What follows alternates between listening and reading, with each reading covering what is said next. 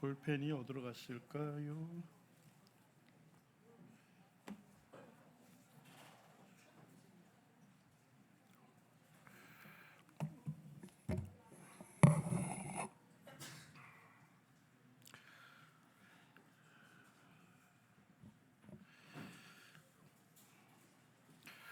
예, 지금 4시 34분인데 6시까지 뭐 180km로 달려도 이렇게 다 못 끝날 것 같아요. 양이 굉장히 많은 것 같습니다. 그래서 신구약 중간사에다 초점을 맞춰서 마치고요.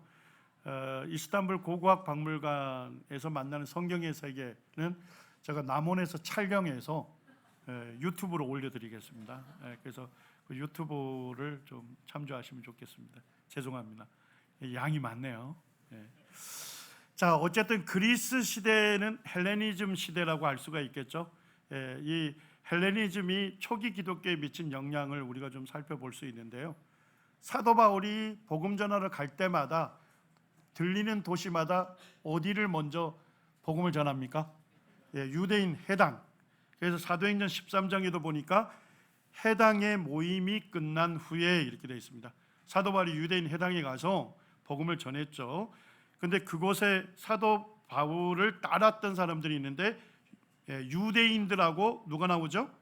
유대교에 입교한 경건한 사람들, 이방인들이 되겠죠. 그래서 유대교에 입교했다, 개종한 이방인들, 그들에게 먼저 복음을 전합니다.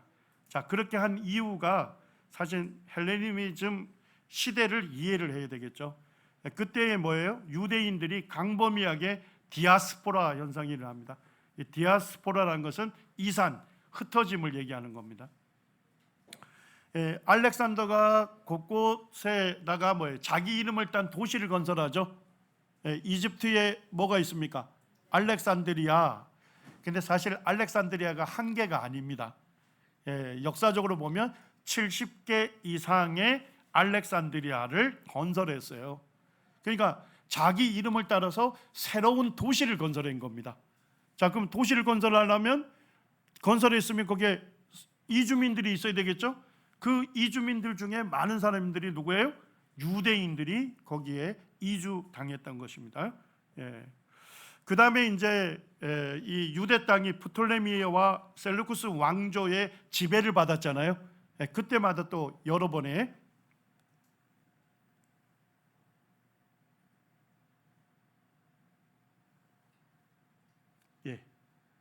맞습니까? 여러 번의 이 흩어짐이 있었고, 그 다음에 페르시아에서 유대인들이 세 차례 귀환을 했습니다만 전부가 다 귀환했습니까? 아니죠. 거기에 남았던 사람들이 많습니다. 그래서 유대인들은 뭐예요? 가는 곳마다 뭘 지었습니까? 회당을 지었어요.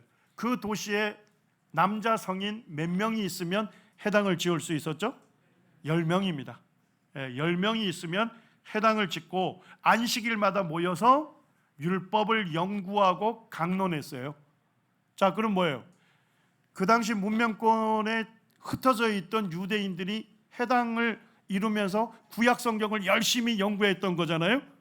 그래서 뭐예요? 성경을 잘 알고 있는 유대인들에게 먼저 복음을 전한 거예요. 자, 그리고 유대인들은 누구를 기다리고 있었습니까? 메시아, 그리스도를 기다리고 있었잖아요. 그래서 사도 바울이 복음을 전한 건 뭐예요? 구약 성경에 예언되어 있는 그리스도에 대한 모든 예언들이 누구에게 성취됐다? 예수님에게서 성취가 됐다. 예수님이 바로 하나님의 아들 그리스도다.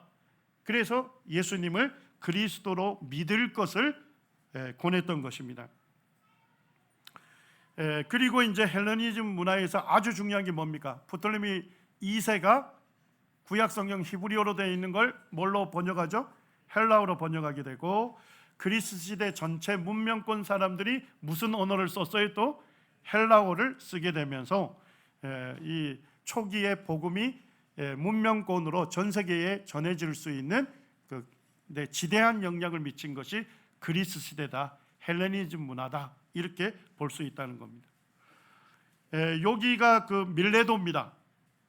사도행전에 밀레도가 나오죠.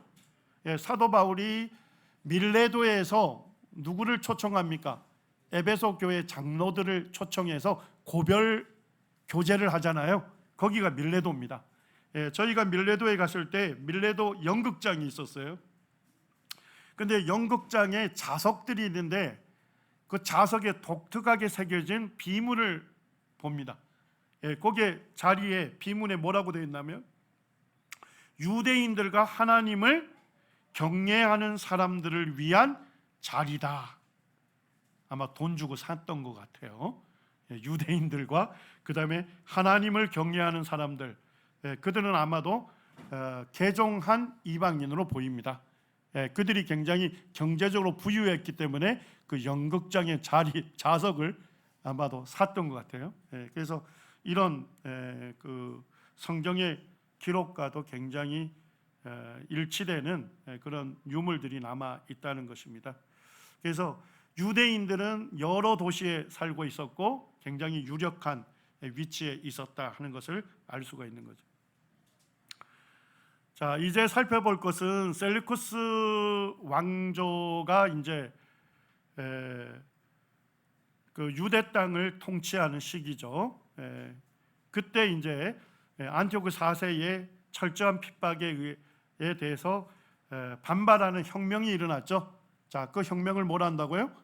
마카비 혁명이 BC 167년에 일어났습니다. 그리고 이제 마카비 왕조, 하스몬 왕조가 세워졌고, 자, 멸망은 언제 합니까? BC 67년에 로마 제국에 의해서 멸망당해요. 그러니까 대충 유대 독립을 몇 년 기간으로 보면 돼요? 한 100년 정도의 잠시의 유대 독립이 있었다 하는 것을 알 수가 있습니다. 자, 이제 마카비 시대를 세 구간으로 나눌 수 있습니다. 마카비 혁명이 BC 167년에 일어나고, 그리고 셀루쿠스 군대들과 전쟁을 했는데 그때마다 전투에서 승리하게 됩니다. 그리고 164년에 예루살렘을 수복해요. 자, 예루살렘을 수복하니까 성전 제사가 금지되어 있었잖아요. 수복하면서 이제 다시금 뭐 한 거예요? 성전을 정결케 해서 제사를 시작하게 된 거죠. 그때가 BC 164년입니다. 그리고서 이제 마카피 왕조, 하스몬 왕조가 탄생은 BC 142년에 정식으로 유대 독립이 일어나게 됩니다. 그리고 이제 BC 63년에 최종적으로 하스몬 왕조가 멸망하게 됩니다. 자, 마카비 혁명이 일어나게 된 그 역사를 보게 되면 예루살렘 외곽에 제사장들이 사는 도시가 있어요. 자, 그 도시를 뭐라고 하죠? 모딘 또는 모데인이라고도 합니다. 지금 이제 예루살렘에 가면 모데인이라는 그 지역이 있습니다. 그 지역에 하스몬 가문에 속하는 제사장 마따디아가 있었습니다. 연로한 제사장이 있었는데, 자, 안티오크 4세가 뭘 하라고 했냐면 유대인들이 가장 부정한 짐승이라 여기는 게 뭐죠? 돼지입니다. 유대인들이 가장 부정한 동물로 여기는 그 돼지를 희생해서 그 돼지 피를 제사에 뿌리도록 요구를 한 거예요. 그러니까 이 연로한 제사장 마따디아가 거기에 반발해서 어떻게 하느냐? 그것을 명령한 관리를 어떻게 해요? 죽입니다. 죽이고 아들 5명과 함께 고프나 산지로 피신을 하게 돼요. 자, 근데 거기에 이미 누가 있었어요? 셀루쿠스 왕국의 박해를 피해서 왔던 경건한 사람들인 하시림이라는 사람들이 있었어요. 그 그룹들과 결합을 해서 게릴라전을 펼치게 된 겁니다. 그리고 BC 165년에 아버지가 죽고 셋째 아들 유다가 이제 지휘를 했는데, 유다가 게릴라전에 아주 명수였던 것 같아요. 그래서 유다에게 사람들이 마카피라고 별명을 붙여준 겁니다. 자, 근데 마카피 뜻이 뭐예요? 망치. 그러니까 효과적으로 그 셀루쿠스 군대들을 효과적으로 타격을 했던 것 같아요. 오늘날 우리 보면 아이들 두더지 게임 하잖아요. 튀어나오면 바로 이렇게 망치로 가격하듯이 이 게릴라전이니까 이 셀루쿠스 군대들을 이렇게 효과적으로 타격을 해서 연전연승을 하게 되고 BC 164년에 예루살렘을 수복합니다. 그리고 더럽혀진 성전을 정화해서 BC 164년 12월에 성전 재봉헌을 해요. 이것을 지키는 절기를 뭐라고 합니까? 수전절. 우리 한자로는 성전을 정결케 했다는 뜻이 있고 히브리어로는 뭐라 불러요?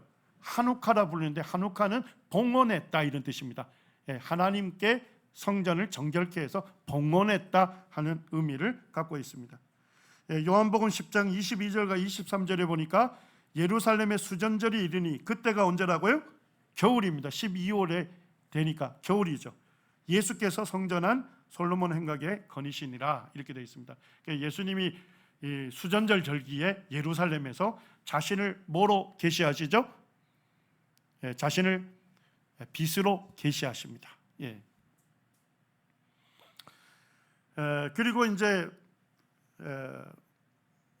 유다가 국가로서는 완전히 독립하지 않았는데 이제 그 안티오코 4세가 동부 지역에 여러 반란이 일어나니까 거기를 진압하러 갔어요. 그런데 예루살렘이 유대인들에 의해서 수복됐다는 얘기를 듣고서 이 사람이 시름시름 앓다가 죽게 돼요. 사람에 의해서 죽은 게 암살당한 게 아니라 유대가 예루살렘을 수복했다 얘기를 듣고 절망하면서 그가 죽음에 이르렀다 하는 그 역사가 있습니다. 자, 그러면서 이제 안티오코 4세의 아들인 데메트리우스가 왕이 되는데 이 사람은 뭐예요? 친유대 정책을 쓴 거예요.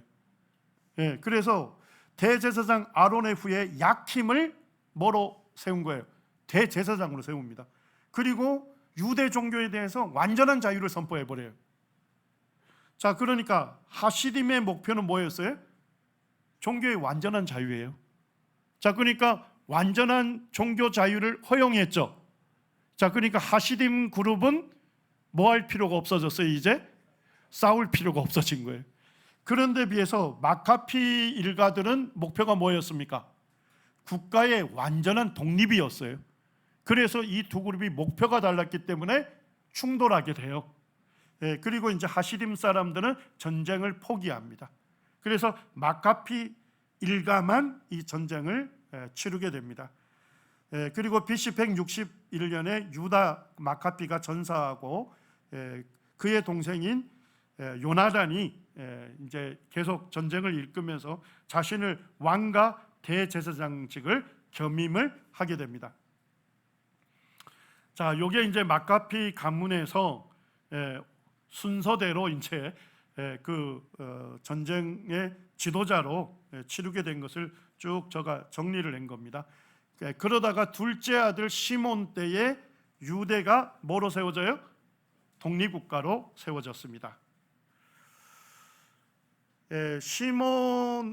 시몬이 이제 BC 142년에 유대를 독립국가로 이제 선포하게 되는데 이 사람이 외교도 잘했지만 내치를 굉장히 잘했던 것 같아요. 보니까 친 그리스파, 하시딤 그룹, 마카피 파를 전체적으로 뭐 했어요? 국민 대통합을 이루었죠. 그러면서 이제 유대 독립국가가 탄생이 됐습니다. 그 다음에 이제 요한 힐카누스 왕 때가 굉장히 중요한 일이 일어납니다. 자, 우리 보면 사마리아 사람들하고 유대인들 간에 어떻습니까? 밥도 같이 안 먹었잖아요. 상종을 안 했다 이렇게 돼 있잖아요. 자, 그런 역사 중에 이와 같은 일에 더 이렇게 상종하지 못하게 만든 이유 중에 하나가 뭐냐면 요한 힐카누스 왕이 어디를 원정합니까? 사마리아를 원정해 가지고 그 당시에 그리심산에 사마리아인들의 성전이 있었어요. 그런데 그 성전을 완전히 파괴해 버린 거예요. 이해가 됐습니까? 그러니까 사마리아 사람들 유대인들을 원수 취급을 하게 된 거예요. 서로 더 상종하지 않게 됐고, 그 다음에 두 번째 아주 중요한 사건은 뭐냐면 유대의 남쪽에 이둠의 지역이 있거든요. 이들은 에돔의 후예들입니다. 에돔의 후예들인데 그 이두메를 정복하고 어떻게 했어요? 거기에 있는 사람들을 전부 다 강제로 유대인으로 개종시켜 버렸어요. 자, 이 개종당한 사람 중에 유력한 사람이 누굴까요? 헤롯의 아버지가 개종당해요. 그리고 헤롯도 결국 개종된 유대인이 된 겁니다. 그래서 헤롯 대왕이 뭡니까? 로마 제국으로부터 정통 왕으로 사실은 즉위했잖아요. 그런데도 불구하고 유대인들은 헤롯 대왕을 어떻게 했습니까? 존경하지 않은 거예요. 이해가 되시죠? 왜? 뭐로 받지 않은 거예요? 정통 유대인으로 받아들이지 않은 거예요. 헤롯을 여전히 뭐로 본 겁니까? 이방인으로 봤던 것입니다. 그래서 헤롯 대왕이 뭐예요? 유대인의 환심을 사려고 했던 게 뭐죠? 유대인들이 중요시 여기는 이 성전, 그 다음에 그들의 조상들이 묻혀 있던 데가 어디예요? 헤브론, 막벨라 굴, 이런 데를 아주 거대한 건축물을 씌워서 보존을 하는 일을 한 거예요. 그래서 일생 동안 뭐예요? 유대인들의 한심을 얻으려고 했지만 한심을 얻지 못하고 죽은 인물이 헤롯입니다. 자, 그 다음에 이제 아리스토블루스 1세 때 자기를 왕으로 이제 전체적으로 호칭을 하고 이제 백성들이 왕으로 불렀다고 합니다. 자, 그런데 갈릴리를 그때 정복하면서 갈릴리에다가 누구를 이주시켜요? 유대인들을 이주시켜서 정착시킵니다. 자, 그렇다면 갈릴리 사람들은 뭐예요? 원래 이방인들이었죠. 예. 그래서 이 아리스토블루스 1세가 거기를 정복하고 유대인들을 이주시킨 거예요. 예. 그래서 이사야 9장 1절에서 보니까 뭐라고 예언되어 있습니까? 이방의 갈릴리를 영화롭게 하소서. 그러니까 갈릴리가 뭐예요? 이방인들이 살던 그런 지역, 그곳에 예수 그리스도의 복음이 전파될 것이다 하는 거죠. 자, 요셉, 예수님의 법적인 아버지 요셉, 원래 고향이 어디입니까? 다윗의 후손이니까 베들레헴이잖아요. 그죠? 예, 근데 그거는 어디에 살고 있었던 거예요? 나사렛에 살고 있잖아요. 그래서 아마도 갈릴리 나사렛에 살게 된 계기, 결국 요셉의 조상들이 뭐예요? 아리스토블루스 1세 때 그때 갈릴리를 정복하면서 유대인들을 이주시켰잖아요. 베들레헴에 있던 요셉의 조상들도 그쪽으로 이주된 것으로 보이고 그곳에 갈릴리 나사렛에 정착하게 됐다, 이렇게 볼 수가 있는 것입니다. 여기가 세겜입니다. 세겜. 자, 세겜에 딱 가면 세겜의 뜻이 무슨 뜻일까요? 히브리어로 어깨. 자, 제 어깨를 한번 보시기 바랍니다. 이 건장한 제 어깨를 보게 되면 양쪽에 이렇게 어깨가 봉우리처럼 보이죠? 좀 더 올릴까요? 예, 그래서 세겜에 가게 되면 이 양쪽 어깨처럼 두 개 산이 보여요. 예, 그래서 왼편 남쪽에 있는 게 그리심산, 그 다음에 북쪽에 있는 게 에발산입니다. 자, 그런데 하나님께서 이제 이스라엘 백성들이 이 세겜에 와서 이제 하나님 약속하신 땅을 정복하게 되면 무엇을 명령했습니까? 그리심산에서 뭘 선포해라? 축복. 율법을 지키고 순종하면 너희들이 축복받는다. 자, 그 다음에 에발산에서는 뭐를 선포하겠습니까? 저주. 하나님의 율법을 불순종하게 되면 저주가 임한다, 이렇게 선포하게 했습니다. 자, 그렇게 선포한 이유를 아시겠어요? 그리심산은 뭐가 많아요? 나무들이 많은 생명력이 넘치는 곳이에요. 축복의 땅이죠. 축복의 산. 자, 에발산은요? 민둥산, 항폐연, 저주받은 산이죠. 그래서 아마도 이 산에서 축복과 저주를 선언하라는 겁니다. 그렇기 때문에 사마리아 사람들이 성전을 어느 산에다 건축했다는 거예요? 그리심산에다 건축하게 된 겁니다. 그래서 그리심산에 올라가게 되면 성전이 파괴된 터가 보입니다. 자, 이때가 언제다? 요한 힐카누스 왕 때 사마리아에 있는 성전이 파괴가 된 겁니다. 이 사건을 통해서 사마리아인과 유대인들이 더 상종치 않게 되는 그와 같은 결과를 빚게 된 겁니다. 그 다음에 있는 게 알렉산더 얀네우스 때, 사실은 신구약 중간사이에 약간 100년 정도 독립한 시기였잖아요. 그때 솔로몬 이후에 최대의 영토를 차지하게 됩니다. 그 다음에 살로메 알렉산더가 이제 왕이 되는데, 살로메 하니까 뭐예요? 여성의 이름이죠. 그래서 신구약 시대 정당한 경로로 왕이 된 최초의 여왕이 됩니다. 살로메. 그때 국민 대통합이 이루어지고 종교적으로 문화적으로 부흥기가 일어나요. 자, 근데 문제는 뭐였을까요? 그 사후에 맏아들에게 왕위를 넘겨줬는데, 항상 제국이 망할 때는 뭐로 끝나요? 왕자들 간에 서로 왕이 되겠다는 다툼 때문에 제국이 문을 닫잖아요. 마찬가지로 살레메 이후에 두 왕자 간에 왕위 전쟁을, 왕위를 서로 왕이 되겠다는 전쟁 때문에 결국 BC 63년에 로마의 폼페우스 장군에 의해서 하스몬 왕조도 이제 멸망을 하게 된 것입니다. 이 땅이 알렉산더 얀네우스 왕 때의 유대 땅입니다. 어마어마했죠. 솔로몬 왕 이후에 최대 영토를 차지했습니다. 이제 제가 말했던 그 하스몬 왕조의 계보 쭉 정리가 돼 있으니까요. 성도님들이 보시면 되겠습니다. 자, 그 다음에 이제 우리가 신구약 중간사에서 중요한 게 뭡니까? 이때 예수님 시대에 사두개파가 있죠. 바리새파가 있잖아요. 신구약 중간사 때 일어나게 됩니다. 이들 모두가 다 뭐예요? 하시딤의 후예로 봅니다. 경건주의자로 봅니다. 그래서 하시딤과 마카피 가문이 충돌했죠. 목표가 달라서 그때 사두개파, 바리새파, 에세네파로 분파된 것으로 봅니다.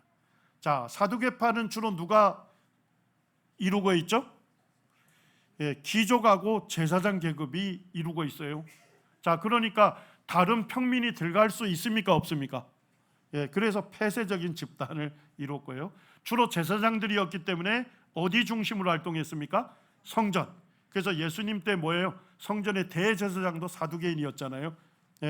그 다음에 거기에 보면 대부분 통치하는 그 사내들인의 많은 사람들이 사두개파 사람들이었습니다.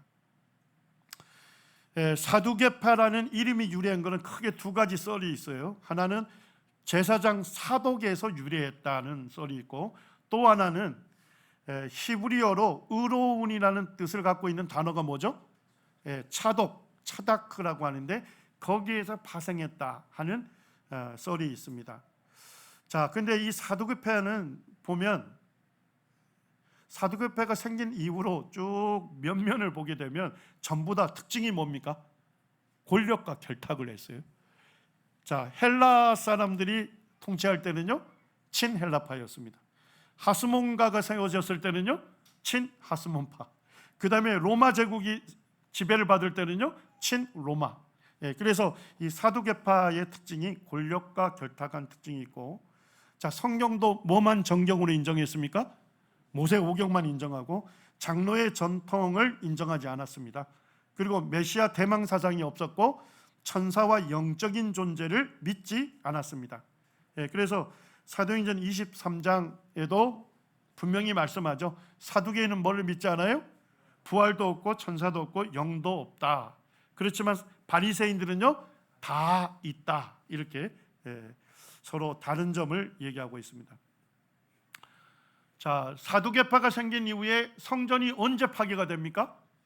AD 70년에 로마 제국의 타이터스 장군이 와서 예루살렘 성을 파괴하고 성전을 완전히 불태웠잖아요.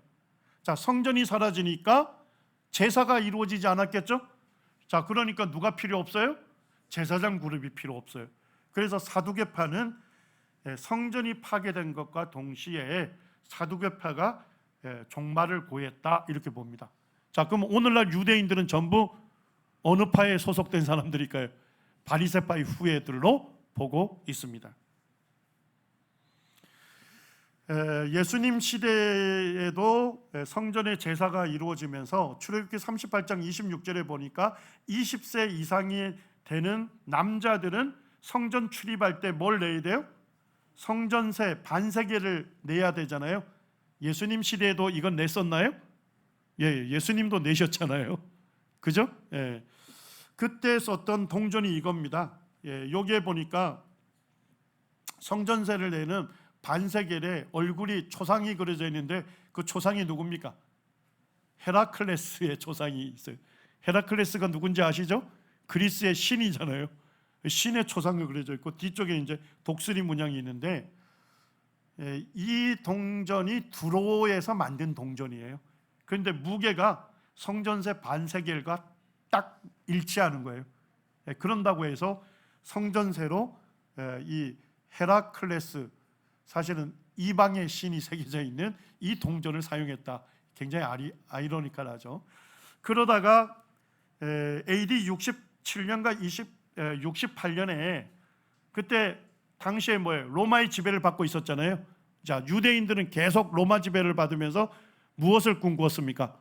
유대 독립을 꿈꾸었습니다. 그래서 1차 유대인 저항 운동이 일어나는데, 자, 그때의 동전을 성전세를 내는 반세겔 동전을 새로 만듭니다.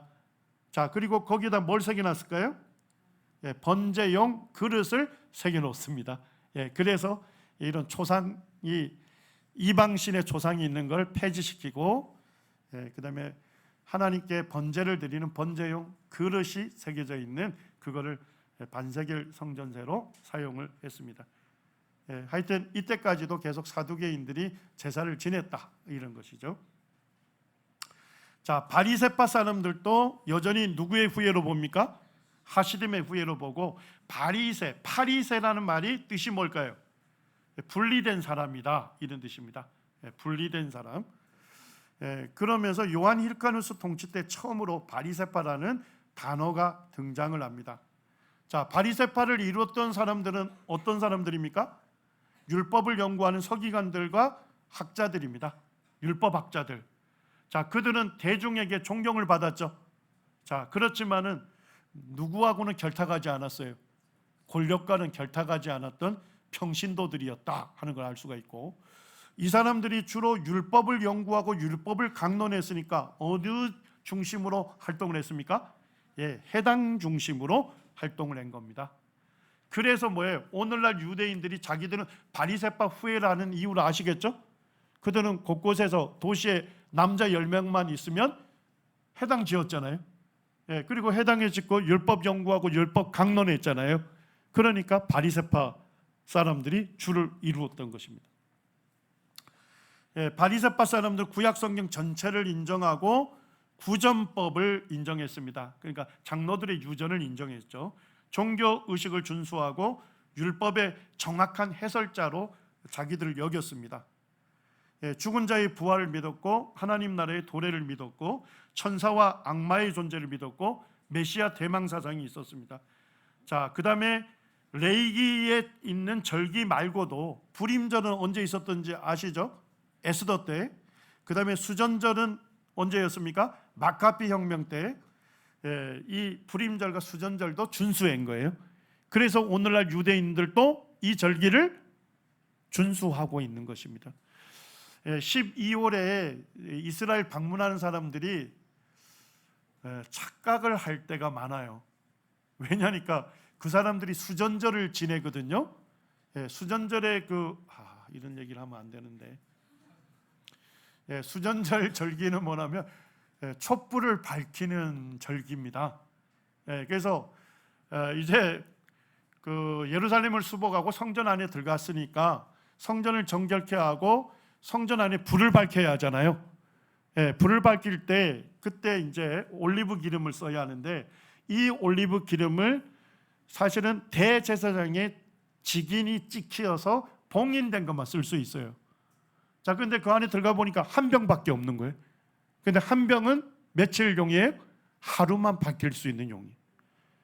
그런데 이 올리브를 만들려면, 이 제사에 쓰이는 특별한 제조법으로 만들려면 8일이 걸린답니다. 그게 문제가 생겼죠. 그런데도 불구하고 한 병으로 불을 밝혔답니다. 그런데 기적적으로 며칠을 버틴 거예요? 8일을 버틴 거예요. 그래서 성전의 불을 끄지 않고서도 계속적으로 밝힐 수 있었다. 그래서 거기 사람들은 이 절기를 지키는데 거기에 보면 촛대가 몇 개가 있을까요? 전부 세어보면 9개가 있어요. 근데 첫 번째 한 개는 뭘까요? 불을 옮기는 용이에요. 첫 번째 하나 켜져 있는데 첫째 날에 한 개 밝히겠죠. 그걸로 둘째 날에 2개, 셋째 날에 3개, 여덟째 날에 8개, 9개가 전부 밝혀지는 거죠. 그러니까 수전절은 결국 불을 밝히는 거예요. 첫째 날 1개, 둘째 날 2개 이런 식으로. 그러니까 수전절 지키는 절기에 이스라엘을 가면 집집마다 뭐예요? 불바다인 거예요. 그래서 우리 그리스도인들이 가면 무슨 착각을 할까요? 이 사람들도 크리스마스를 기념하나 하는 착각을 하는데 크리스마스를 기념하는 게 아니고 뭐예요? 수전절을 기념하고 있는 겁니다. 이런 얘기를 하면 안 돼요. 존 스토트라고 하는 유명한 설교가가 제대로 분석을 했는데 바리새인들은 성경에 무엇인가를 더하는 사람이죠. 구약 성경 전부만 아니라 뭐예요? 구전법도 전부 인정하는 거예요. 거기에 비해서 사두개인들은요 성경에 무엇을 빼는 사람이다. 성경 중에서 모세 오경만을 인정하는 거예요. 여기가 이제 고라신입니다. 고라신. 갈릴리에 가면 고라신이 있는데 고라신의 유대인 회당이 발굴이 됐어요. 그리고 유대인 회당의 문을 딱 들어가면 오른편에 모세의 자리라고 기록된 그 자리가 발견이 됐어요. 마태복음 23장에 등장하죠. 2절에 보니까 서기관들과 바리새인들이 어디에 앉았습니까? 모세의 자리에 앉았다 이렇게 되어 있습니다. 그래서 유대인 회당에는 서기관과 바리새인 중에서 해당장이 모세의 자리에 앉아요. 자, 거기에서 해당에서 하는 게 뭐였다고요? 율법 연구하고 강론하는 거잖아요. 그와 같은 것을 전부 주재했던 사람이 누구예요? 모세의 자리에 앉은 해당장인 거예요. 이해가 되시죠? 실제 성경에 그렇게 기록이 되어 있는데 그곳에 가면 모세의 자리가 지금도 보존되어 있습니다. 그런데 예수님 뭐라 하시죠? 그러므로 무엇이든지 그들이 말하는 바는 행하고 지키되 그들이 하는 행위는 뭐하지 마라? 본받지 마라. 그들은 말만 하고 행하지는 않는다. 어쨌든 바리새인들이 뭐는 확실히 한 것 같아요? 성경을 정확하게 해설은 했던 것 같아요. 그러니까 예수님 뭐냐면 그들이 하는 말은 듣더라도 그들이 행위는 뭐하지 마라? 본받지 마라. 왜냐니까 잘 가르치지만 잘 행하지 않는다. 그래서 이 말씀을 전하는 분들이 평생에 새겨야 할 말씀이죠. 그래서 성경 교사들은 말로 가르치고 삶으로 본을 보이는 사람이다. 이렇게 주님께서 정의해 주신 겁니다. 자, 이제 마지막으로 에세네파입니다. 에세네파도 바리새파와 같이 하시딤의 신앙 고백을 계승했는데 이 사람들은 뭐예요? 쿰난 동굴과 같은 수도원적인 공동생활을 했습니다. 거기에 장로들이 있어서 장로들의 지도하에서 공동생활하고 공동으로 식사하고 공동재산을 운영했어요. 그리고 그들은 성전이 유대교의 중심이 될 수 없다고 봤습니다. 그래서 이 부패하고 타락한 사두개인들이 드리는 제사를 인정하지 않았습니다. 그리고 하나님께 드리는 진정한 제사는 뭐라고 본 거예요? 율법을 준수하는 것이다. 이런 마음을 갖고 있었고 믿음을 갖고 있었고 메시아 대망 사상을 갖고 있었습니다. 그들이 이제 쿰난이라는 지역에서 그들이 이제 수도원적인 생활을 했는데 예루살렘이 여기에 있습니다. 여기 사해 보입니까? 사해의 맨 꼭대기에서 동쪽으로 이은 그 산 꼭대기가 예루살렘이 됩니다. 그 다음에 아래쪽에 여리고가 있죠. 그 다음에 쿰난이 있습니다. 사해 바로 옆이죠. 그래서 여기 보면 유대 강야가 끝나고 사해가 펼쳐지는 이곳이 바로 그 에세네파 사람들이 공동체를 이루면서 거주했던 쿰난 지역이 되겠습니다. 그들은 한 150명에서 300명 정도가 함께 모여서 공동생활을 했습니다. 거기 가면 공동체의 공동작업장이 있어요. 함께 일을 했고 그리고 함께 공동으로 식사를 했습니다. 그리고 그들은 아침마다 뭐 했을까요? 미크베라고 하는 정결 예식을 행했습니다. 거기 갔더니까 미크베가 굉장히 많아요. 물이 담겨져 있는 거죠. 그래서 그들은 뭐예요? 아침마다 깨끗한 물로 몸을 씻어요. 그들이 육체를 깨끗하게 씻음으로써 그들의 영혼도 정결케 된다는 믿음을 가졌습니다. 자, 그들이 하루 중에 했던 대부분의 일은 뭐였을까요? 공동으로 구약 성경을 필사하는 겁니다. 뺏기는 거예요. 사본을 만드는 일을 했고, 쿰난 지역에서 뭐가 많이 발견됐습니까? 잉크통들이 굉장히 작은 잉크통들이 굉장히 많이 발견이 됐습니다. 자, 그런데 예루살렘이 언제 함락하게 되죠? AD 70년에 함락이 돼요. 그리고 함락됐을 때 유대인 중에 일부가 어디로 이주했을까요? 어디에 가서 결사항전을 하잖아요. 마사다. 자, 그래서 뭐예요? 마사다는 가만히 둔 게 아니에요. 로마 제국이 이 예루살렘을 정복하는데 너무나도 힘겹게 정복을 했기 때문에 유대인 중에 일부가 마사다에 가서 결사항전을 한다는 얘기를 듣고 거기도 정복하려고 한 거예요. 자, 그런데 예루살렘에서 마사다로 가려면 어디 거쳐가야 돼요? 예루살렘은 산 정상이거든요. 그래서 협곡이 여리고입니다. 여리고로 내려가서 여기가 마사다잖아요. 마사다까지 가려면 어디 거쳐야 합니까? 쿰난 거쳐야 돼요. 그래서 쿰난에 있었던 에세네파 사람들이 무슨 정보를 들은 거예요? 예루살렘을 정복하고 로마 군인들이 지금 마사다로 가고 있다, 우리에게로 오고 있다는 정보를 들어서요. 그래서 그들이 어떻게 합니까? 자기들이 뺏겼던 사본들이 있죠. 그게 파괴가 될까 봐 전부 다 동굴 속으로 숨겨놓습니다. 그리고 에세네파 사람들은 어떻게 했어요? 전체가 흩어진 거예요. 그리고 로마 제국 사람들이, 군인들이 떠나간 다음에 다시 모이기로 했는데 다시 모이지는 못했던 겁니다. 그래서 에세네파가 역사 속에서 사라지게 된 겁니다. 거기 동굴 안에 가면 이런 항아리가 있고, 항아리 안에 그들이 뺏긴 사본들이, 가죽 두루마리들이 그 안에 가득히 있었어요. 그 사본들을 쿰난이 어느 곳에 가까이 있었습니까? 사해에 가까이 있었기 때문에 그 사본들을 뭐라 불러요? 사해사본이라고 부릅니다. 자, 사해사본이 왜 중요할까요? 우리 형제자매님들이 지금 갖고 있는 이 구약 성경이 있죠. 구약 성경은 이것을 번역한 사본이 되는 게 뭐냐면 마소라 사본이었습니다. 자, 근데 마소라 사본은 언제 뺏긴 사본이에요? AD 900년에 뺏긴 거예요. 자, 구약 성경 말라기는 언제 기록이 완전히 맞춰졌죠? BC 400년에 맞춰졌는데 마소라 사본은 AD 900년이죠. 자, 그러니까 몇 년 간격이 됩니까? 1300년 동안 뭐 한 거예요?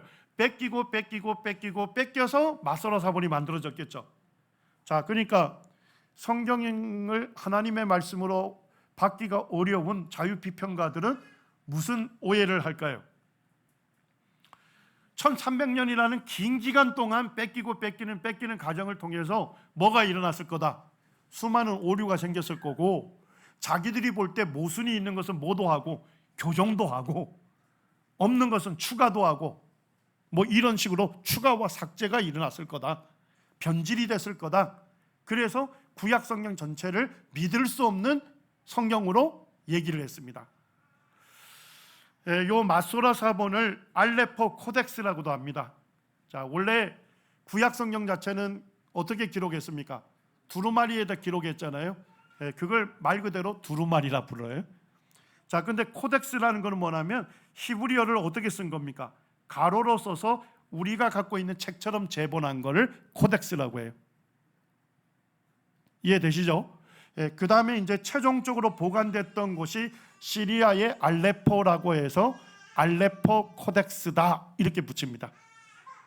그리고 이제 필사하는 분들 중에 마소라 전통에 의해서 필사했다 해서 이 사본을 뭐라고도 불러요? 마소라 사본이라고도 불러요. 자, 그런데 놀라운 것은 뭐예요? 사해 사본이 언제 것으로 밝혀진 거예요? BC 250년에서 125년 사이에 기록된 사본으로 학자들 간에 대부분 동의하는 결론이 있게 된 거예요. 자, 그러면 마소라 사본보다 최소한 대략 몇 년 이상 앞서요? 100년 이상, 1000년 이상 앞서잖아요. 맞습니까? 예. 그러니까 학자들은 이 사해사본을 발견했을 때 제일 궁금한 연구가 뭐였을까요? 1000년 간격을 보이는 마소라 사본하고 사해사본 간의 내용이 일치하느냐 불일치하느냐, 이거에 대해서 굉장히 관심이 있었겠죠? 자, 일치 정도가 낮아요. 불일치가 심해. 그러면 뭐예요? 우리가 갖고 있는 마소라 사본은 많이 변질된 거예요. 자, 그런데 내용상 일치한다면요, 전혀 오류 없이 정확한 사본이 전달됐다, 이렇게 볼 수 있는 겁니다. 예, 연구의 결론은 뭡니까? 내용상 두 사본은 완전히 일치한다, 이런 결론에 이루고 있는 것입니다. 그래서 오늘날 우리가 갖고 있는 게 뭐예요? 예, 변질되지 않는 정확무한 그러한 성경을 우리 손에 두게 하신 겁니다. 예, 어떻게 그들이 이렇게 정확하게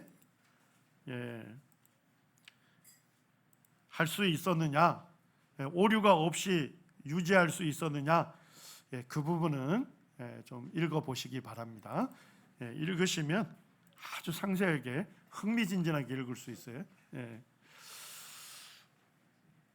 로마서 3장 1절과 2절에도 사도 바울이 뭐라고 합니까? 유대인의 나음이 무엇이냐? 유대인이 이방인보다 더 나은 것이 뭐냐? 많이 있는데 그 중에서 가장 우선되는 거, 가장 중요한 게 뭐라는 거예요? 그들이 하나님의 말씀을 맡았다. 결국 하나님은 유대인들을 사용해서 하나님 말씀을 뭐하게 했습니까? 기록하게 하고 필사해서 정확무한 성경 말씀을 보존케 해서 우리 손에 들려서 그 말씀을 통해서 우리가 복음을 믿고 구원받게 할 뿐만 아니라 그 말씀을 따라 주님을 섬길 수 있도록 해주신 겁니다. 이런 사본들이 이제 발견이 돼서 오늘날 이제 마소라 사본 전체가 거기에 기초해서 지금 이제 성경이, 구약 성경이 복원도 됐어요. 히브리 대학에서 복원을 시켰습니다. 그런데 이 사해사본이 발견되기 전에 자유비평학자들이 성경을 많이 공격했어요. 아까 공격한 이유 아시겠죠? 구약성경 원본이 기록된 이후에 1300년이 지난 이후에 최초의 사본이라면 변질될 가능성이 있다. 그리고 가장 많은 문제를 제기했던 게 뭘까요? 이사야 53장입니다. 그러니까 성경을 공격하는 자유비평가들이 볼 때도 이사야 53장에 기록된 그는 누굴 얘기해요? 예수님이 너무나도 확실하거든요. 5절에 보니까 그가 찔림은 우리의 허물 때문이요 그가 상함은 우리의 죄악 때문이라. 그가 징계를 받음으로 우리는 평화를 누리고 그가 채찍에 맞음으로 우리는 나음을 받았도다. 그러니까 이 성경을 하나님 말씀으로 믿지 않는 학자들조차도 이사야 53장이 그가 누구를 가리킨다는 걸 부인할 수 없었습니까? 예수님을 가리킨다는 걸 부인할 수 없었어요. 그래서 자유비평학자들이 뭐라고 얘기를 했을까요? AD 900년에 필사했으니까 예수님의 십자가의 죽음과 부활 사건을 다 아는 사람들이 필사할 때 뭐 했을 거다? 이사야 53장을 추가했을 것이다 하는 공격을 했습니다. 그런데 이 공격이 잘못된 공격이다 하는 것을 한 방에 날린 게 뭡니까? 사해사본이죠. 사해사본은 예수님 오시기 250년 전, 125년 전에 기록된 사본이다. 결국 예수님 오시기 이전에 기록을 했다. 그러니까 결국 그들의 공격 자체가 뭡니까? 이사야 53장에 예언된 예수 그리스도가 확실하다 하는 것을 오히려 지지해주는 결과를 낳게 한 겁니다. 이스라엘 박물관에 가면 체계전당이라는 게 있습니다. 자, 건물이 뭐처럼 보이나요? 사본을 보존하는 두루마리의 그 항아리 뚜껑을 형상을 만들었어요. 자, 그런데 요 센터에다가 무슨 사본을 두었을까요? 사회사본 중에서 이사야서 전장을 거기다 둘러놨습니다. 센터에. 예. 그래서 사회사본이 발견이 될 때 이사야서 전장 전체의 장이 전부 다 발견이 됐어요. 예. 자, 여기에 이사야 53 정도 있을까요? 예, 있겠죠. 그래서 제 마음에는 참 그곳에 가서 기도가 됐던 게 뭐냐면 이곳에 유대인들이 올 거 아닙니까? 그리고 유대인들이 사회사본을 보겠죠. 예, 그리고 정중앙에 있는 이사야 전장을 보고 특별히 53장을 보고 예수 그리스도를 믿었으면 좋겠다 하는 기도를 드린 적이 있습니다. 자, 그 다음에 이제 다니엘서 8장과 11장의 예언을 우리가 다뤄야 하는데요. 왜 이것을 다룰까요? 이 다니엘서 8장하고 11장은 구약 성경에 기록됐잖아요. 근데 역사가 아니고 뭐라고요? 예언입니다. 근데 실제 성취는 언제 이루어졌다는 거예요? 신구약 중간사 때 이루어졌기 때문에 우리가 좀 살펴봐야 하는 겁니다. 여기에 보면 순양과 순념소가 그 싸우는 그 환상이 예언이 되어 있습니다. 이 예언이 언제 기록된지도 우리에게 알려주고 있죠. 벨사살 왕 제3년이라면 BC 546년에 기록이 됐습니다. 자, 그런데 다니엘이 어떤 환상을 보죠? 3절에 보니까 두 뿔 가진 순양이 등장을 하죠. 자, 근데 그 중 두 뿔 다 길었다 이렇게 되어 있죠. 뿔은 힘을 상징합니다. 자, 근데 두 뿔이 다 길었다는 거, 두 뿔 다 힘이 셌다 이런 얘기인데 그 중 한 뿔은 다른 뿔보다 길었답니다. 근데 그 긴 것은 언제 나왔대요? 나중에 나왔다. 그리고 이 순양이 어디를 치받습니까? 서쪽과 북쪽과 남쪽을 치받아요. 자, 그러면 이 순양은 어디에서 등장했을까요? 동쪽에서 등장했겠죠. 동쪽에서 등장해서 서쪽, 북쪽, 남쪽을 치받고 있는 거죠. 자, 이 두 뿔 가진 순양은 누구를 상징할까요? 우리 형제님들이 뭐 염려하실 필요가 없어요. 해석해 주고 있습니다. 다니엘서 8장 20절에 두 뿔 가진 순양은 뭐다? 한 뿔은 메대, 한 뿔은 바사 이런 얘기죠. 자, 그런데 두 뿔 중에 누가 더 길어요? 바사가 더 길다. 바사가 더 긴 걸 어떻게 합니까? 역사적으로 메대는 BC 9세기에 등장하고 바사는 BC 7세기에 등장해요. 누가 늦게 나온 건지 알겠죠?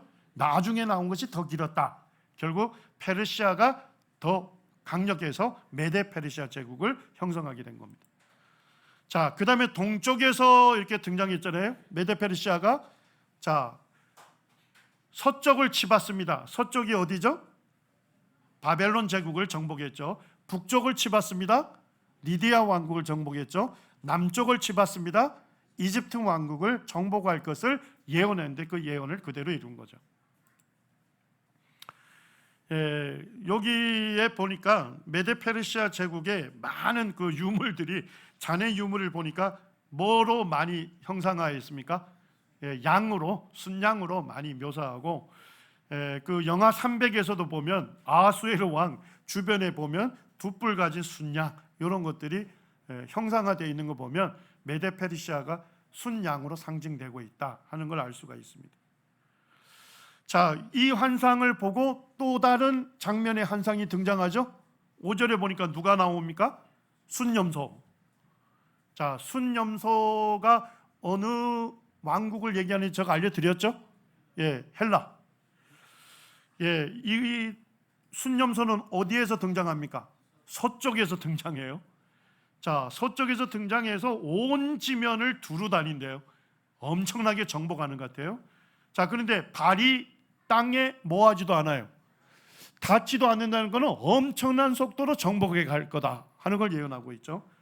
자, 그리고 그 염소의 두 눈 사이에는 뭐가 있다? 현저한 뿔, 쉽게 얘기하면 아주 두드러지게 긴 뿔 하나가 있다 이런 얘기죠. 자, 그런데 이 현저한 뿔을 가진 염소가 어떻게 해요? 양에게로 나가는데 분노한 힘으로 그 양에게로 달려갑니다. 그리고 양을 치받고 그냥 발로 짓밟는 일을 하게 돼요. 자, 이 순념소가 누굴 상징할까요? 예, 이것도 해석해 주고 있죠. 21절에 보니까 순념소는 헬라의 왕이다. 그리고 두 눈 사이에 있는 큰 뿔은 누구예요? 첫째 왕이니까 누굽니까? 알렉산드로스다, 알렉산더다 하는 것을 알 수가 있습니다. 자, 그 다음에 양으로 되는 메데페르시아를 이 알렉산더가 뭐예요? 분노한 힘으로 달려간다 이렇게 되어 있죠. 왜 분노한 힘으로 달려갔을까요? 자, 역사적으로 보게 되니까 페르시아가 그리스를 몇 번 침공했어요? 3번 침공해서 그리스를 완전히 황폐케 했잖아요. 그래서 사실은 알렉산더의 아버지 필리포스 2세가 뭐예요? 자, 이제는 우리가 페르시아에게 안갚음을 하자, 복수의 전쟁이었거든요. 자, 그걸 이어받은 게 누구예요? 알렉산더인 겁니다. 그래서 알렉산더는 엄청난 피해를 입은 것에 대한 보복 성격의 전쟁을 했던 겁니다. 자, 이 그림으로 보게 되면 이 예언이 성취된 게 그냥 느껴지시나요? 예, 여기에 보니까 그리스는 서쪽이죠. 지중해 서쪽. 예, 거기에서 동쪽으로 가는데, 예, 여기 알렉산더가 달렸던 그 말의 경로를 보여주고 있습니다. 예, 온 지면을 두루 다니는데 전체를 정복하는데 몇 년 걸렸다? 8년이라는 아주 짧은 시간에 정복을 했다는 겁니다. 자, 그리고 이제 보니까 이 알렉산더가 순양 메데페르시아를 땅에 엎드리고 짓밟았으나 순양을 그 손에서 벗어나게 할 자가 없었다. 메데페르시아가 완패당할 것을 예언해놨죠. 자, 그리고 순념소가 스스로 심히 강대하게 가더니 뭐 할 때요? 강성할 때 그 큰 뿔이 꺾입니다. 자, 그 큰 뿔은 첫째 왕이라 했잖아요. 알렉산더가 죽게 되고, 그 다음에 그 대신에 몇 뿔이 나와요? 4개의 뿔이 나온다. 자, 이것도 이해가 되시죠? 알렉산더 사후에 4명의 왕에 의해서 이제 4개의 왕국으로 분열되는데, 다니엘서 8장 21절과 22절에서도 예언을 해석해 주고 있습니다. 자, 순념소는 누구다? 헬라의 왕이고, 두 눈 사이에 있는 큰 뿔은 누구다? 첫째 왕 알렉산더고, 4뿔은 뭐를 얘기한다? 4나라가 일어날 것이다. 그것을 그대로 예언한 겁니다. 이 예언대로 이 알렉산더 사후에 부하장군 4명에 의해서 4개 왕국이 세워지게 되죠. 자, 다니엘서 8장 9절에 보니까 4개의 뿔 중에서 4개의 뿔 중에 한 뿔에서 뭐가 나옵니까? 작은 뿔이 나와요. 그러니까 4개의 뿔, 아까 4개 왕국 세워졌죠? 그 중에서 한 뿔, 한 왕이 나오는 거예요. 그 작은 뿔이 나오는데, 그 작은 뿔이 뭐예요? 남쪽과 동쪽과 영화로운 땅을 향해 심히 커지더라, 강성해질 걸 얘기합니다. 자, 남쪽은 어디예요? 프톨레미 왕국을 얘기하죠. 그 다음에 동쪽은 셀루쿠스 동쪽 지역, 이 동방 지역에서 반란이 계속 일어났기 때문에 반란을 진압합니다. 자, 그 다음에 영화로운 땅은 어딜까요? 유대 땅이죠. 유대 땅을 유대 땅의 힘을 가시하는 인물, 그 작은 뿔은 누구예요? 안티오크 4세입니다. 23절에서는 내 나라 마지막 때에 한 왕이 일어나는데 그 얼굴은 뻔뻔하고 속임수에 능한 인물이다, 이렇게 얘기를 하면서 예언이 더 진행이 됩니다. 자, 10절에 보니까 하늘 군대가 나오죠. 자, 하늘 군대가 어디를 얘기할까요? 자, 11절에 보니까 작은 뿔이 스스로 높아져서 군대의 주제를 대적한다, 이렇게 되어 있죠. 자, 군대의 주제가 누굴까요? 주제는 통치자를 얘기합니다. 자, 군대의 주제에게, 그에게 매일 드리는 제사를 없애버렸대요. 자, 군대의 주제가 뭐예요? 매일 드리는 제사를 받는 존재죠. 그 다음에 그의 성소, 군대의 주제의 성소를 얘기하죠. 자, 이쯤 되면 군대의 주제가 누구다? 하나님이시죠. 자, 그럼 하늘 군대는 어느 민족을 얘기해요? 유대 민족을 얘기하는 겁니다. 그래서 이 안티오쿠스 4세가 스스로 높아져서 하나님을 대적하는 인물이고, 하나님께 매일 드리는 제사를 없애버리고 하나님의 성소를 헐고, 그 다음에 하나님의 백성 이스라엘을 철저하게 핍박하는 인물이 되고, 진리를 땅에 어떻게 한다고요? 던진다. 그 다음에 망하게 하는 죄악, 하나님의 성전을 더럽히는 일을 했습니다. 이게 안티오쿠스 4세의 그 동전입니다. 자, 자기 동전에 보니까 안티오쿠스 4세가 잘생겼죠. 저보다 좀 못합니다만 하여튼 굉장히 잘생겼던 것 같아요. 미남 얼굴로 새겨져 있고, 뒤에 보니까 동전 뒷면에는 누굴 새겨놨을까요? 제우스 신을 새겨놨습니다. 그리고 그 오른손에는 뭐냐면 승리의 여신이 제우스에게 승리의 면류관을 씌워주는 장면을 새겨놨어요. 자, 그러니까 제우스가 은근히 누구라고 지금 얘기하는 거예요. 안티오쿠스 4세가 자기가 제우스다 이런 얘기. 그래서 에피파네스라고 불러달라 했어요, 자기를. 자, 에피파네스의 뜻이 뭐예요? 신의 현현. 아주 쉽게 얘기하면 제우스가 성육신인 게 자기다 이 얘기입니다. 원래 이제 적그리스도 모형들이 다들 그리스도를 흉내내잖아요. 자, 그런데 유대인들은 에피파네스라고 부르지 않고 뭐라고 불렀을까요? 에피마네스라 불렀습니다. 에피마네스의 뜻이 뭘까요? 미친놈이다.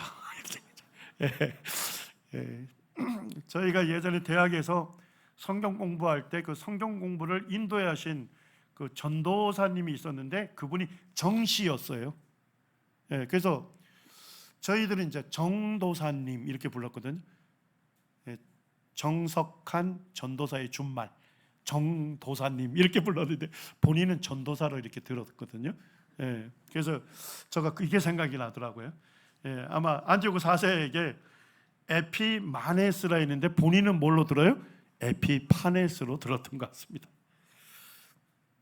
자, 이걸 보게 되면 안티오쿠스 4세가 스스로 높아져 군대의 주제이신 하나님을 대적한 인물이다 하는 것을 알 수가 있죠.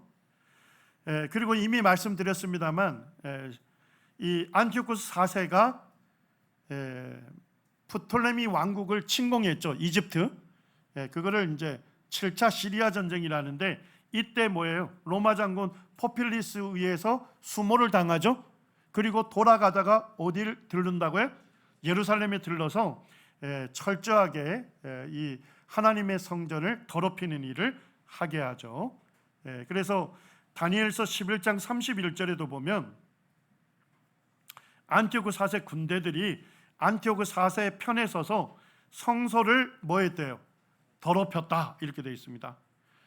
그래서 안티오쿠스 4세가 유대인들이 가장 부정한 동물로 여기는 뭐요? 돼지 한 1000마리를 희생시켜서 그 피를 제단에다가 뿌렸다는 것입니다. 그리고 이 번제단에다가 제우스 형상, 신의 형상을 거기에다가 신상을 세웠다는 것입니다. 그리고 성경을 불태우는 이런 일들을 했습니다. 그래서 역사에서 보게 되면 안티오쿠스 4세가 유대인 말살 정책을 했는데 모세의 율법을 금지시키고 성경 읽는 사람을 어떻게 했어요? 성경 불태울 뿐만 아니라 그들을 처형하고 돼지피 1000마리가 아니네요. 몇 천 마리입니까? 7000마리를 희생해서 그 돼지피를 성전에 뿌렸다는 것입니다. 유대인 10만 명을 악살하고 4만 명을 노예로 끌고 가고 할례를 금지시켰는데, 할례 받은 사람과 또 그의 아버지와 할례를 행한 모든 사람을 어떻게 했습니까? 죽였습니다. 그리고 뭐예요? 할례를 행한 아이의 시체를 어디에다 걸었어요? 어머니의 목에다가 걸어가지고 그 아이가 시신이 썩을 때까지 놔뒀다. 이런 아주 그냥 잔인한 짓을 했던 것입니다. 다니엘서 8장 14절에 보니까 무엇을 예언해 줍니까? 그때의 성소가 뭐하게 될 것이다, 정결하게 될 것이다 했는데, 이것이 누구를 통해서 이 예언이 성취가 됐죠? 유다 마카피를 통해서 예루살렘 수복이 됐죠? 그때가 BC 164년입니다. 성전을 정결케 하고 하나님의 성전에 불을 밝히게 됐죠.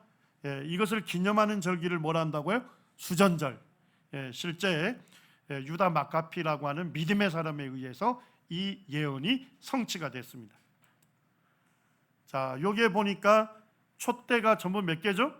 9개. 그래서 이 첫 번째는 불을 이렇게 밝히는 데만 쓰는 용도로 쓰고, 첫째 날부터 해서 8째 날까지 촛불을 밝혀 가니까 점점 환하게 밤을 밝히게 됐죠. 요한복음 8장 12절에도 예수님이 이렇게 얘기하시죠. 나는 세상의 빛이다. 나를 따르는 자는 어두움에 다니지 아니하고 생명의 빛을 얻으리다. 예수님은 수전절을 잘 이해하고 계셨죠. 성전을 정결케 해서 성전에 불을 밝힌 절기잖아요. 그래서 예수님이 자신을 어둠의 권세를 몰아내는 생명의 빛으로 자신을 계시했고, 예수님을 믿고 따르는 성도들은 뭐예요? 그들이 어둠에 행하지 아니하고 빛 가운데 행할 것이다. 이렇게 말씀을 하신 겁니다. 그리고 다니엘서 8장 후반절에는 이 안티오코스 4세가 어떤 일을 할 것인지 굉장히 아주 상세하게 예언해 놨어요. 시간을 제가 봐야 하는데요. 그래서 이 23절에 한 왕이 일어난다. 안티오코스 4세를 얘기하고, 그는 속임수에 능하다 이렇게 돼 있죠. 원래 이제 자기의 형이 셀루쿠스 4세인데 셀루쿠스 4세가 죽어요. 자, 그러면 누가 왕위를 이어야 합니까? 형이 죽었으니까 형의 아들이 세워져야 하잖아요. 데메트리우스인데 그 대신 뭐예요? 조카의 왕권을 찬탈하고 안티오코스 4세가 왕권을 이어요. 속임수에 능한 인물이라는 거죠. 그리고 안티오코스 4세가 장차 놀랍게 파괴 행위를 할 것이다. 성전을 부정케 하는, 더럽히는 사건이 일어나죠. 그리고 그가 거룩한 백성 이스라엘을 멸할 것이다. 철저하게 핍박하는 인물입니다. 그리고 마음에 스스로 뭐하는 채 한다고요? 큰 채 한다. 자기를 뭐로 내세웠습니까? 성육신한 제우스다. 이렇게 자기를 내세웠죠. 그리고 만왕의 왕을 대적할 것이다. 만왕의 왕은 누굽니까? 하나님을 대적하는 인물이고, 그가 사람의 손으로 말미암지 아니하고 뭐 할 거다? 깨질 거다, 죽을 거다. 그래서 사실은 안티오코스 4세는 뭐예요? 전쟁하다 죽은 게 아니고 유다가 예루살렘이 수복됐다는 이야기를 듣고서 근심하다가 시름시름 앓다가 죽었거든요. 사람의 손에 의해서 죽임당하지 아니한 거죠. 자, 이 예언을 누가 들었습니까?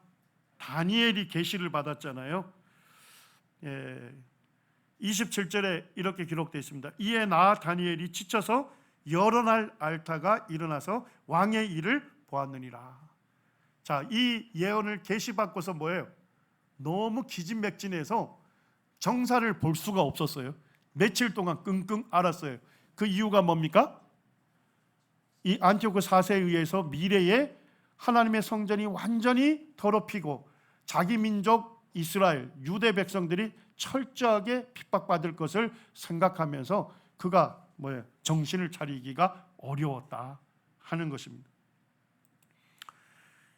그리고 이 8장 17절과 19절에는 정한 때 끝에 또 일어날 것이다, 마지막 때에 일어날 것이다 계속 이렇게 얘기하거든요.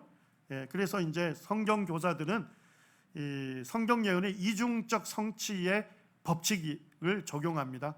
그래서 이 예언 전체가 가까운 미래는 누구에게서 성취되고요? 안티오코스 4세에게 성취가 되고, 먼 미래 종말에는 적그리스도에게서 성취가 될 것이다. 그러니까 적그리스도의 모형인 안티오코스 4세를 잘 보면 마지막 종말에, 마지막 때에 적그리스도가 어떤 일을 벌일 것인지 우리가 상상할 수 있다는 것입니다. 자, 이제 11장 예언으로 가는데요. 요 2절에서 2절 예언의 성취는 이미 제가 살펴봤죠.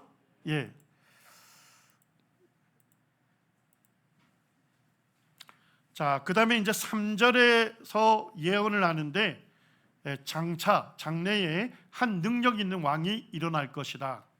그는 큰 권세로 다스리며 자기 마음대로 행할 것이다. 그러나 그가 강성할 때 그의 나라가 갈라질 것이다. 자, 요쯤 읽으면 누구를 예언한 것 같아요? 알렉산더 대왕을 예언한 거죠. 그래서 강성할 때 그의 나라가 4개의 왕국으로 분열되죠. 자, 그 다음에 또 뭘 예언합니까? 그 왕권이 그의 자손에게로 돌아가지 아니할 것을 예언했죠. 유일한 자손이 누구였습니까? 알렉산더 4세였잖아요. 그런데 부하 장군 중에 카산더가 알렉산더의 아내인 록산나와 그의 유일한 아들인 알렉산더 4세를 암살을 하여서 후계 구도가 자손에게 넘어가지 않게 된 겁니다. 자, 또 자기가 주장하던 권세대로도 되지 아니할 거다 예언했습니다. 사실 알렉산더에게는 이복 동생이 있었어요. 배다른 동생. 그 배다른 동생이 필리포스 아리다이오스입니다. 아리다이오스. 누구라고요? 아리다이오스. 발음이 좀 쉽지 않아요. 집에서 많이 연습했네. 아리다이오스. 이 아리다이오스인데 이 알렉산더가 죽기 전에 유언을 뭐라고 남기냐면 이복 동생인 아리다이오스하고 알렉산더 4세에게 이 제국을 물려줄 것을 얘기합니다. 자, 그래서 부하 장군들이 알렉산더가 죽은 다음에 전부 모여서 누구를 왕으로 옹립할 거냐 결정해야 되겠죠.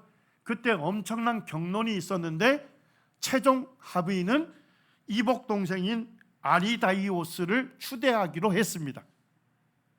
근데 이 아리다이오스가 문제가 뭐였을까요? 제국을 통치하기에는 적합한 사람이 아니었어요. 왜냐니까 역사에서 보면 그가 정신지체를 갖고 있었어요. 정신지체.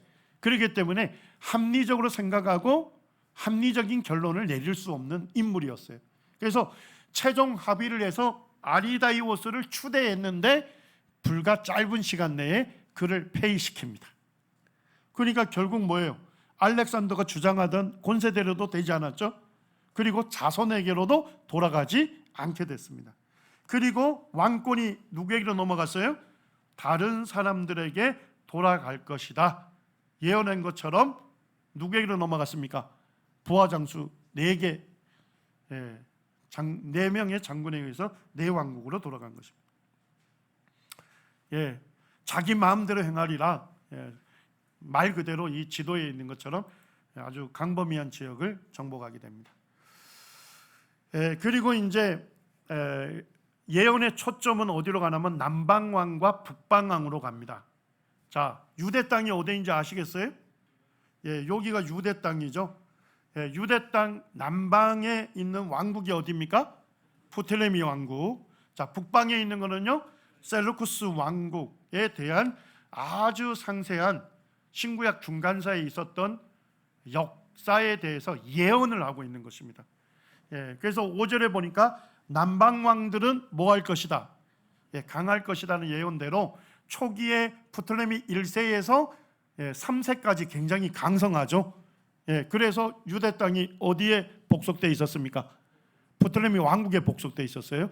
4세 때 전쟁 치르면서 이제 셀루쿠스 왕국으로 넘어가게 됩니다.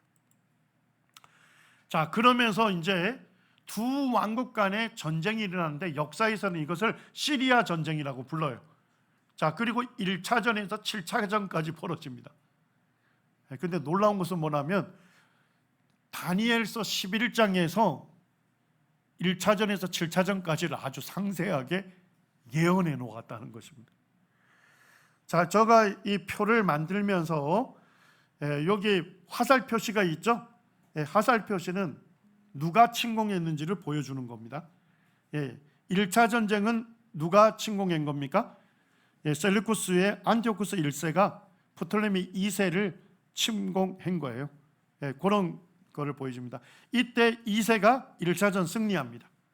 자, 2차 전쟁은 안티오쿠스 2세가 다시 침공하죠.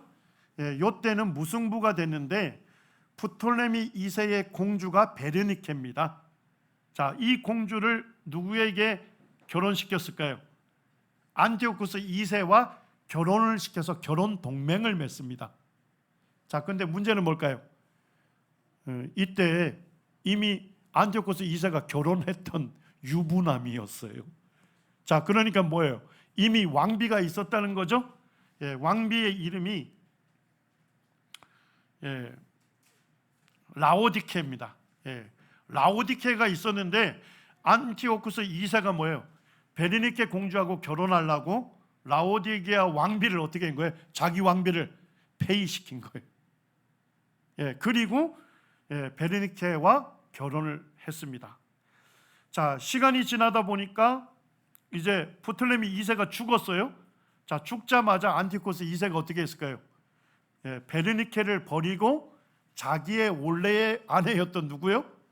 라오디게를 다시 받아들입니다. 근데 이제 막장 드라마를 흘러요. 역사를 보면 라오디게아가 다시 왕비로 와서 누굴 죽일까요? 남편 안티오쿠스 2세를 죽여요. 그리고 베르니케를 죽입니다. 그리고 안티오쿠스 2세와 베르니케 사이에서 태어난 왕자를 죽입니다. 이 역사에 그렇게 되어 있습니다. 자, 그렇게 해서 베르니케를 죽이니까 뭐예요? 프톨레미 3세가 베르니케 동생이거든요. 베르니케 동생 프톨레미 3세가 이번에는 셀루쿠스 2세를 쳐들어갑니다. 이 라오디케의 아들이 되죠. 셀루쿠스 2세를 쳐들어가서 셀루쿠스 2세를 죽입니다. 그리고 라오디게아 왕비도 죽입니다. 전쟁을 승리하게 된 거죠. 자, 요 정도 역사를 보면 예언이 이해가 될 겁니다. 자, 6절에 무엇을 예언하고 있습니까? 남방왕의 딸이 북방왕에게 가서 화친하리라 이렇게 되어 있죠.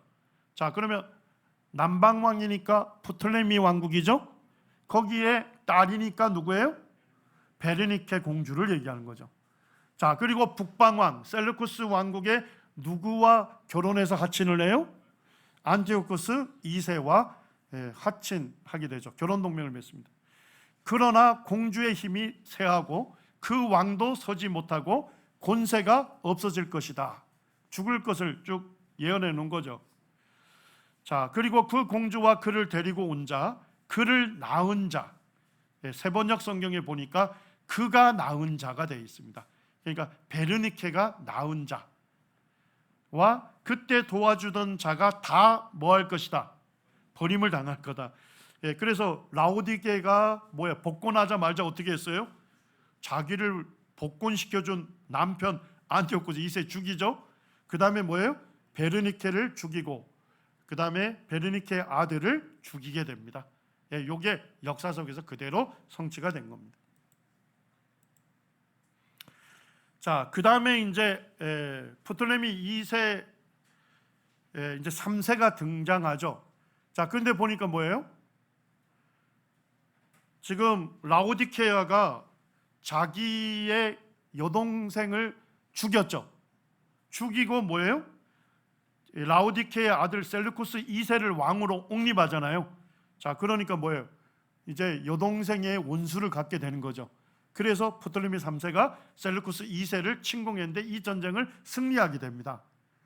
승리하면서 이제 거기에 있는 많은 유물들을 이제 배상금으로 받아가지고 오는 것이 역사에 기록되어 있거든요. 자, 그런데 7절에 뭐라고 예언되어 있습니까? 그 공주의 본 족속에서 난자 중에 한 사람이 왕위를 이어받습니다. 자, 공주는 누구였어요? 베르니케죠. 자, 그 족속의 난자 중에 한 사람이 왕위를 이어받습니다. 누굽니까? 프톨레미 3세가 되는 거죠. 자, 그리고 북방왕의 군대를 치러 가서 그 성에 들어가서 그들을 쳐서 이기고 그 신들과 부어 만든 우상들과 은과 금의 아름다운 그릇들을 다 노략해서 어디로 가져갑니까? 애굽으로 가져갈 거다 예언돼 있잖아요. 제롬이라고 하는 그 초대교회 교부가 쓴 책에는 이렇게 되어 있습니다. 프톨레미 3세가 은 몇만 달란트를 가져갔대요. 4만 달란트하고 값비싼 그릇 2,500점과 우상들을 본국으로 이집트로 가져갔다. 근데 그게 누구 거였어요? 알고 봤더니까 원래는 이집트 거였는데 페르시아의 캄비세스 2세가 있었죠. 그가 이집트 정복하고 이집트에 있는 것들을 전부 빼앗아 갔잖아요. 그게 어디에 있었던 거예요? 셀루쿠스 왕국에 있었던 거예요. 그거를 원래 주인이 가져갔다. 이렇게 얘기하는 겁니다.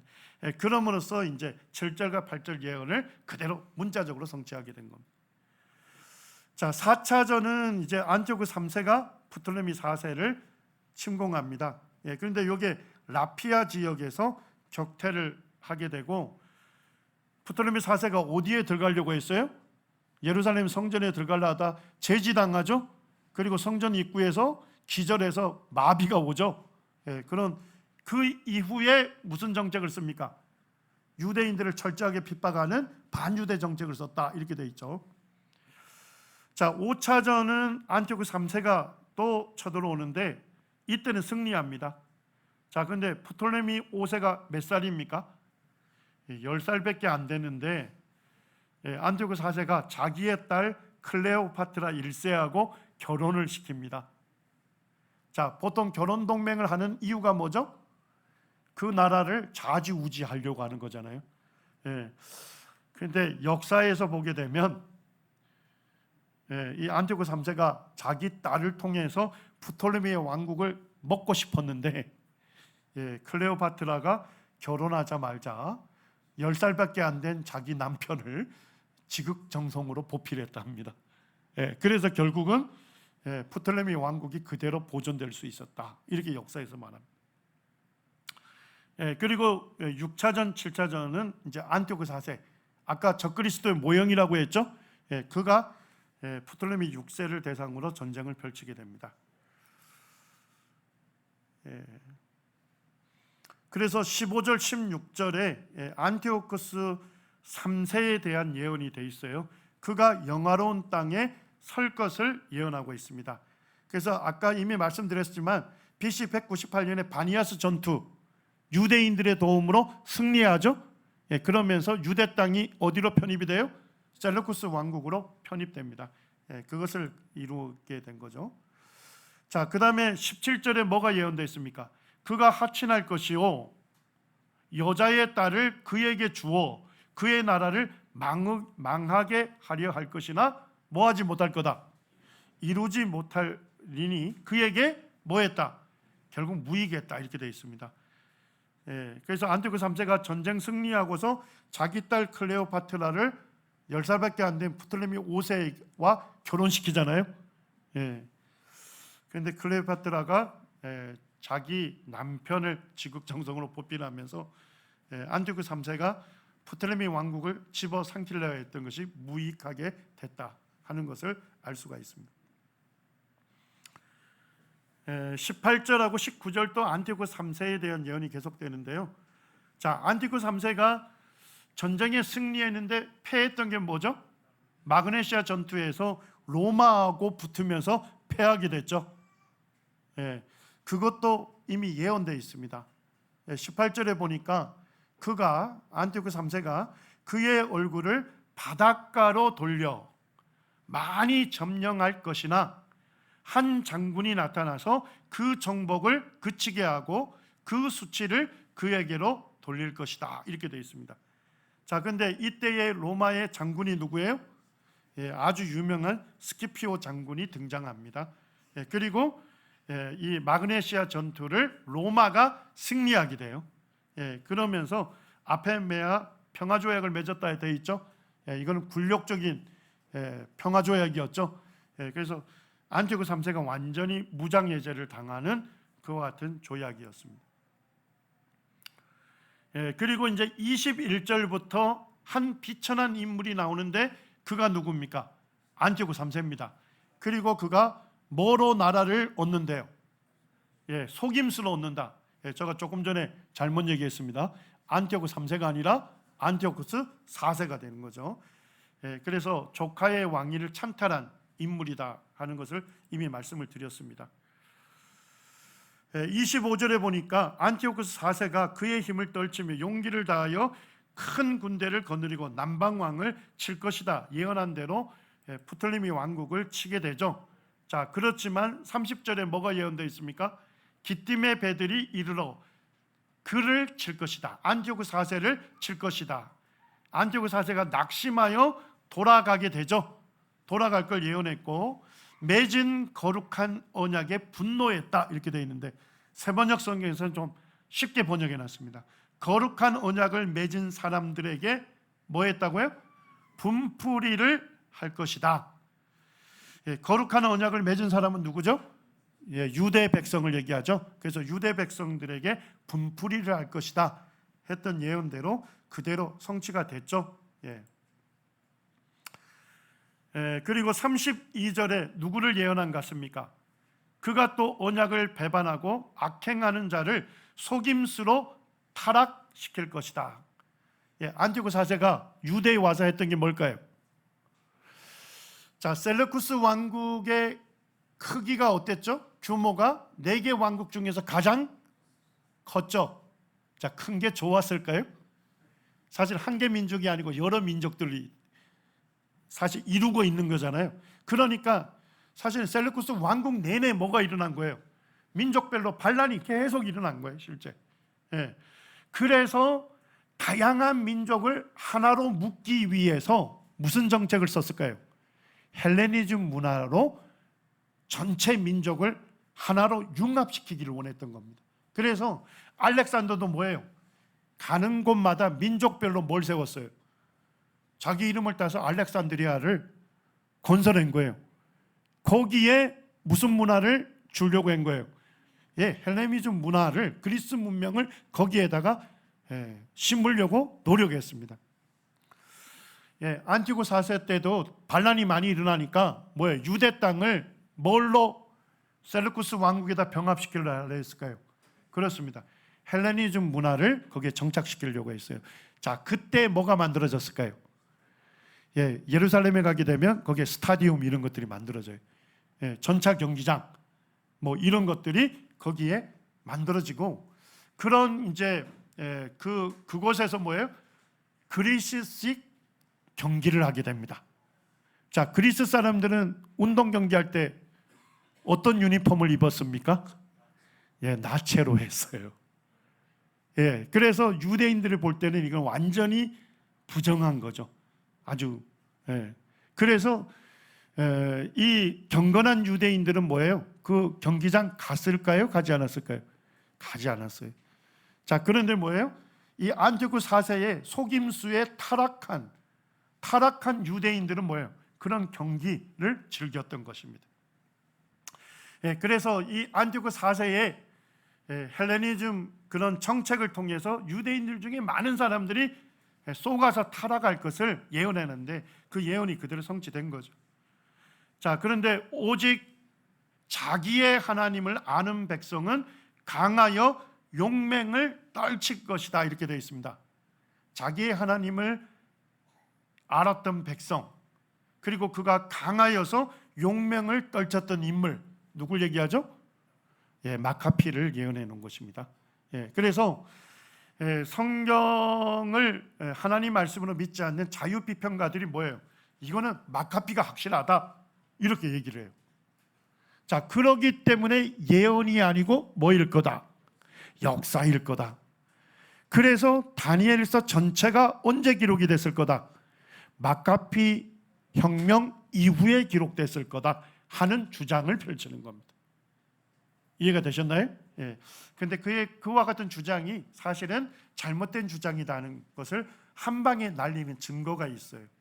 조금 이따 이제 마지막에 볼 겁니다. 그 다음에 33절에 뭘 예언합니까? 백성 중에, 유대 백성 중에 지혜로운 자들이 무엇을 할 것을 예언했습니까? 많은 사람을 가르칠 거다. 뭘 가르칠까요? 율법을 가르치고 율법을 준수할 것을 이렇게 가르쳤겠죠. 자, 그 가르치는 일로 그들이 어떻게 됐습니까? 성경을 소지한 사람들이 모두가 죽임당했고, 성경을 읽는 자가 발견이 되면 즉시 죽임당한 거예요. 그리고 성경을 전부를 불태우게 된 겁니다. 할례를 행하도록 가르쳤겠죠. 예, 할례를 행하도록 가르친 사람, 할례를 수행한 사람은 누구죠? 랍비들이죠. 그들도 다 죽임당했습니다. 그래서 유대인들을 10만 명을 학살한 거예요. 그리고 4만 명을 노예로 파는 일이 일어났습니다. 믿음을 지키는 일이 쉬운 일이 아니죠. 예, 다니엘서 11장 33절 우리 같이 한번 읽을까요? 예, 시작.